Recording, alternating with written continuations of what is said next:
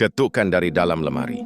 Rara tinggal sendiri di kamar kos kecil yang hanya punya satu lemari tua di sudut ruangan. Setiap malam, sekitar jam 2, ia selalu mendengar suara tok, tok, tok dari dalam lemari itu.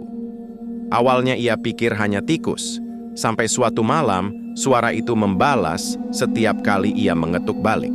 Ia mencoba membuka lemari, tapi pintunya seperti terkunci dari dalam. Saat ia menempelkan telinganya, terdengar suara napas pelan, lalu seseorang berbisik, "Kamu juga mau masuk, ya?"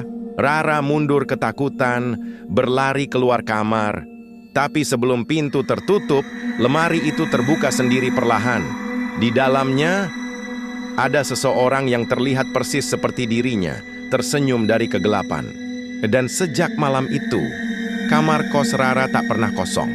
Karena satu Rara selalu tidur di luar lemari, dan satu lagi di dalamnya.